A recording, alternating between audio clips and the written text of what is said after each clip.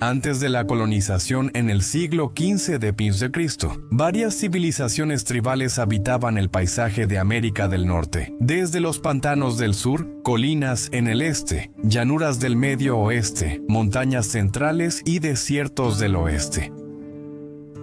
Los pueblos indígenas de una América precolombina dominaban el campo sin siquiera imaginar que colonos blancos vendrían a explorar sus tierras en los siglos venideros. Estas tribus no eran simplemente masas bárbaras de salvajes y asesinos, sino sociedades complejas con miles de lenguas y dialectos, culturas con obligaciones apasionadas, sistemas políticos y consejos de liderazgo, y religiones saturadas de espiritualismo y mitología. Desafortunadamente, la mayoría de estas costumbres y creencias casi desaparecieron por completo de los libros de historia tras la llegada de la colonización a América en el siglo XVI, lo que provocó que la población nativa americana disminuyera en cientos de miles. Solo porciones microscópicas de estas tribus conforman la demografía estadounidense en la actualidad. Para preservar sus historias, culturas y formas de vida, este es el segundo de una serie de breves ensayos que documentan los ricos detalles de las tribus nativas americanas, desde las primeras naciones en Canadá hasta los nativos mexicanos en México. Esta es la historia de los Númena, traducido como el pueblo en inglés, y conocidos coloquialmente como los Comanche.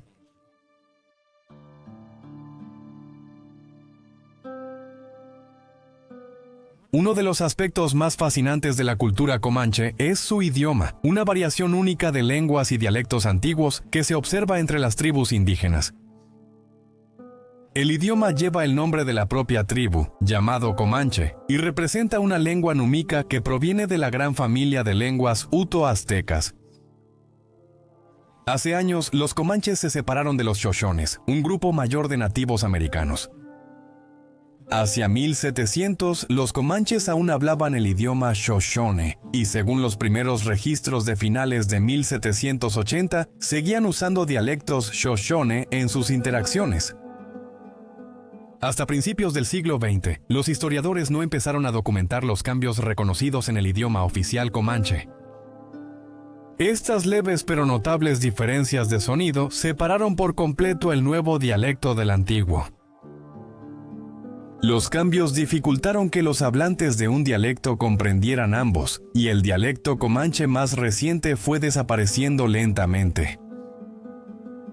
Esto se debió a los internados impuestos a niños comanches tras las guerras entre estadounidenses e indígenas a fines del siglo XIX. A los estudiantes en las escuelas se les instruía para que solo aprendieran y usaran inglés en lugar de sus dialectos nativos. Los niños que desobedecían eran castigados.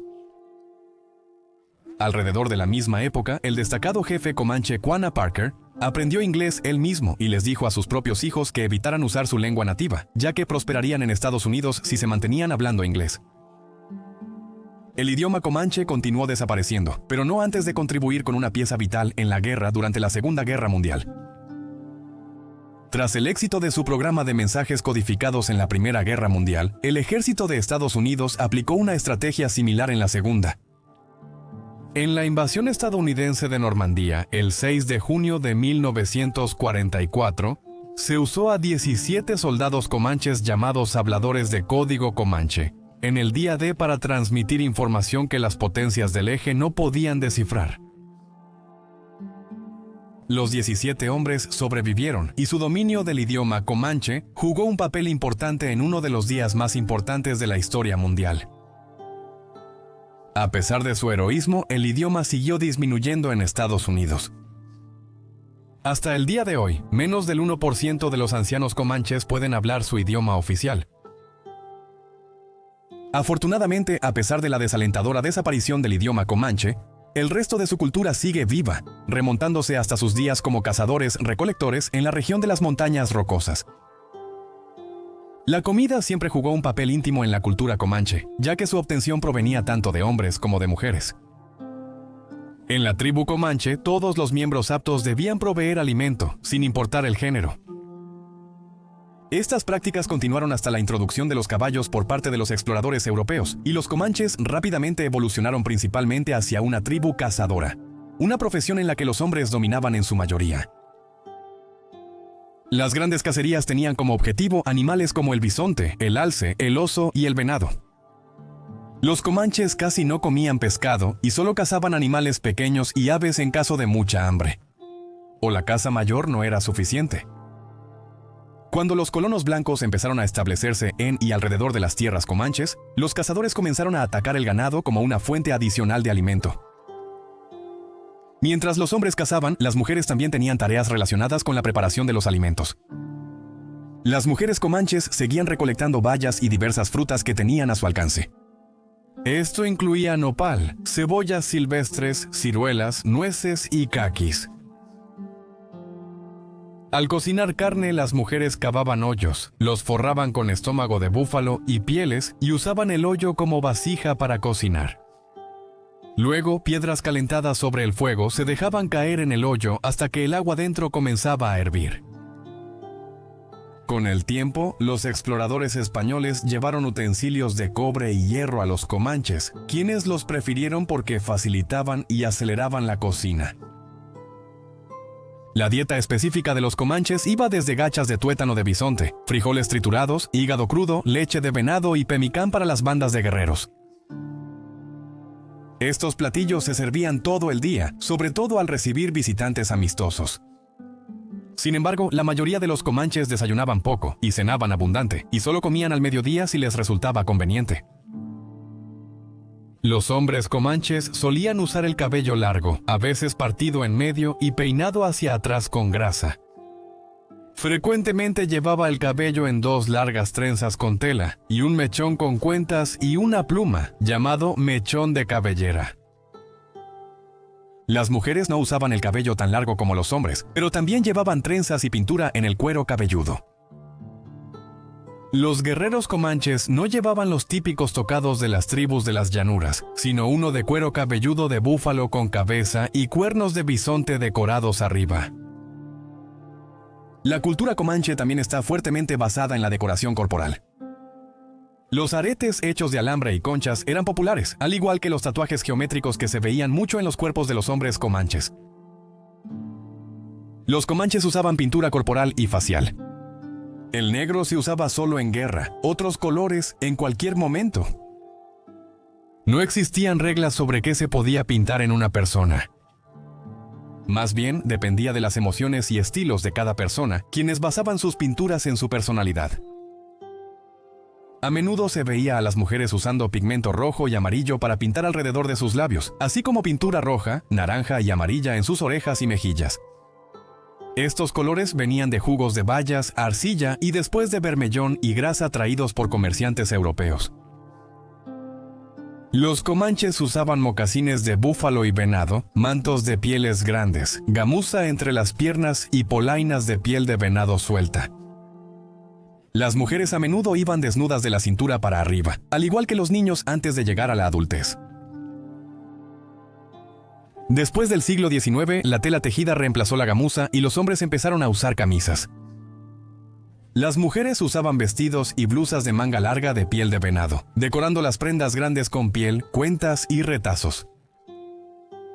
Durante el invierno, los comanches reforzaban su ropa con piel de búfalo, cambiaban mocasines por botas forradas y usaban abrigos más gruesos hechos con las mejores pieles obtenidas en la caza.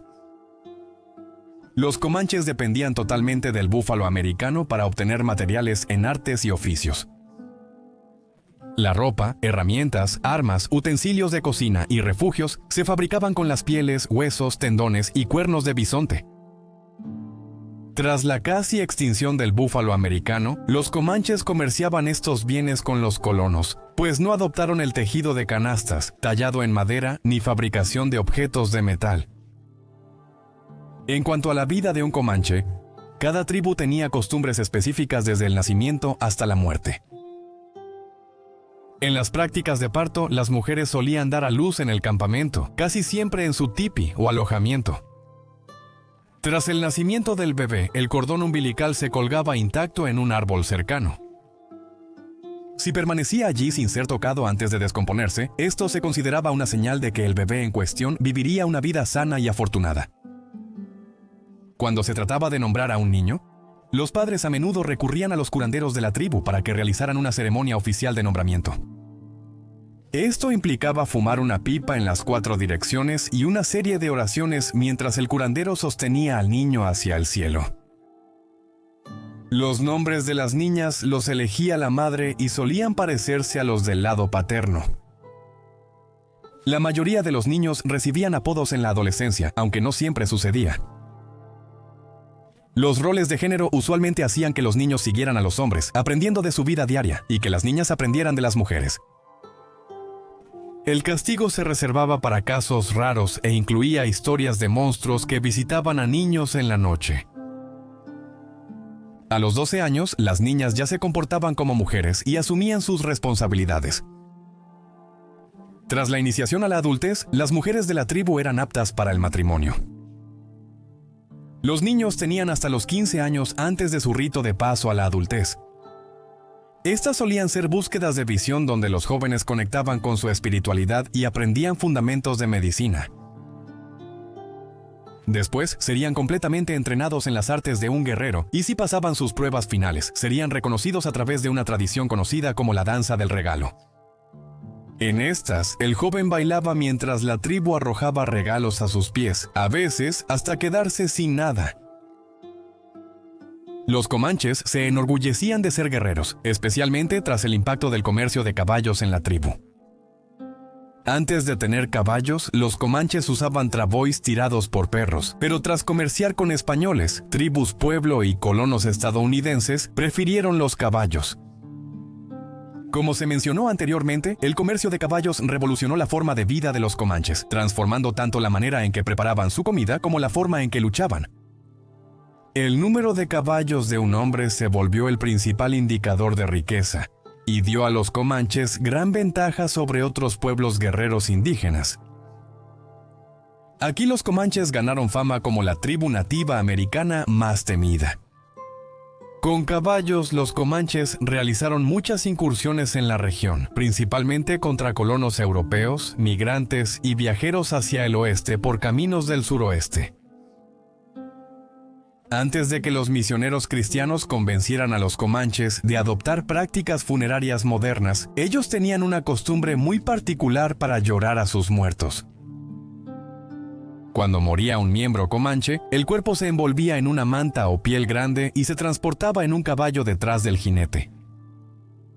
La persona seleccionada para montar el caballo recorría la tierra abierta hasta encontrar un lugar adecuado para un entierro apropiado. Al encontrar el lugar, cubrían el cuerpo con piedras y el jinete volvía al campamento, donde quemaban las pertenencias del difunto. Después, el doliente más destacado se cortaba los brazos y derramaba sangre como símbolo de su dolor.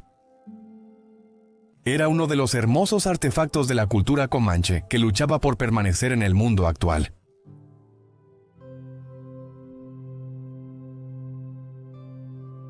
Como se dijo antes, la historia de los comanches es similar a la de los Shoshones orientales, ubicados principalmente en lo que hoy es Wyoming.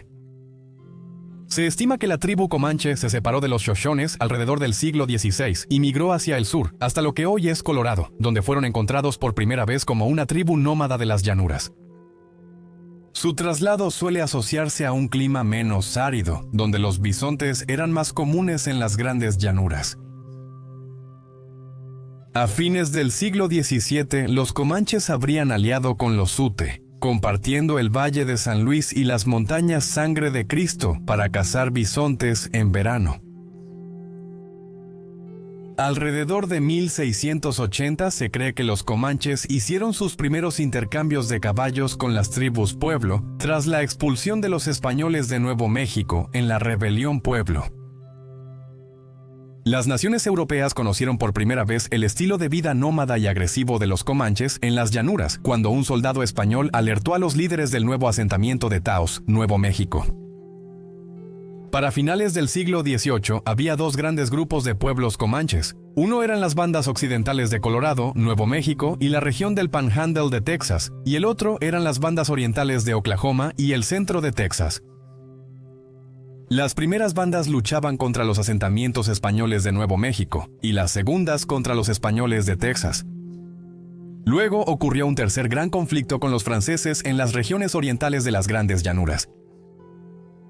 Estos conflictos impulsaron los esfuerzos bélicos de los comanches hasta mediados del siglo XIX y dieron lugar a 5 divisiones comanches.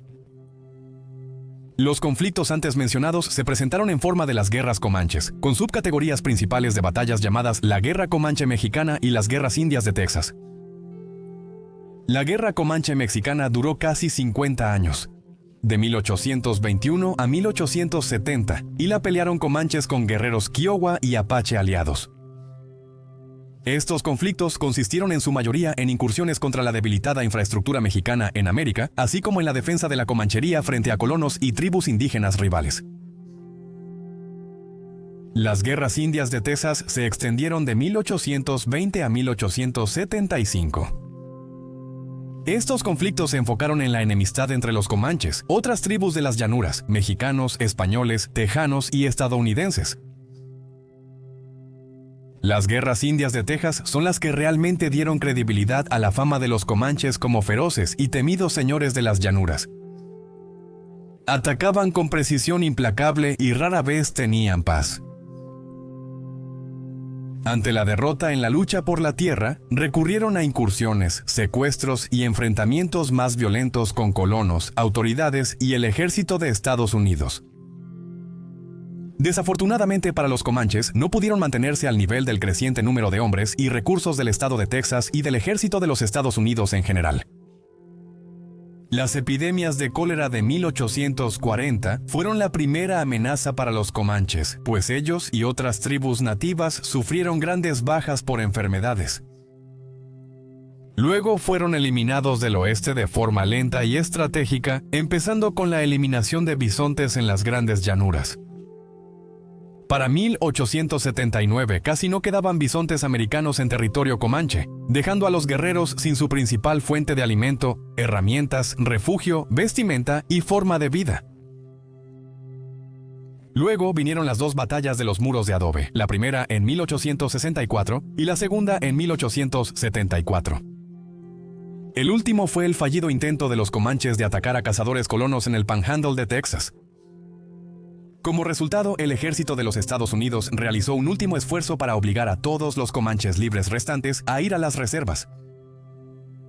Para 1875 solo quedaba una banda de guerreros comanches libres. Eran liderados por el jefe Quanah Parker, quien finalmente se rindió ante los Estados Unidos y llevó a su grupo a la reserva de Fort Sill en lo que hoy es Oklahoma. Durante 25 años, Parker buscó mejorar la vida de su gente, ahora en tierras poco productivas, reuniéndose numerosas veces con funcionarios en Washington, Distrito de Columbia. Defendió la libertad religiosa de la Iglesia nativa americana y promovió oportunidades en las reservas de Oklahoma. Quanah Parker murió en febrero de 1911, marcando el final de una era de liderazgo comanche en las Grandes Llanuras. A medida que los sistemas de liderazgo cambiaron y casi todos los ciudadanos comanches fueron asimilados a la vida estadounidense, las actitudes en la reserva cambiaron para muchos. Durante la Segunda Guerra Mundial, casi la mitad de los comanches en Oklahoma dejaron sus tierras tribales para mudarse a California y estados vecinos. Estos comanches buscaban mejores oportunidades y un nuevo comienzo. Algunos querían volver a las tierras de sus antepasados. Hasta hoy, casi la mitad de los 17,000 comanches que quedan viven en la ciudad de Lawton, Oklahoma. El resto vive principalmente en el suroeste de Estados Unidos, esforzándose por preservar su cultura, idioma e historia. Es fácil pensar en los comanches y atribuirlos solo a la violencia en la frontera estadounidense durante el apogeo del Viejo Oeste y hasta mediados o finales del siglo XIX, pero es importante recordar que su forma de vida se remonta a siglos atrás. Considera a los comanches como defensores de las Grandes Llanuras, unidos entre ellos y con la naturaleza mediante un enfoque centrado en el valor. Son expertos cazadores de búfalos y guerreros ágiles.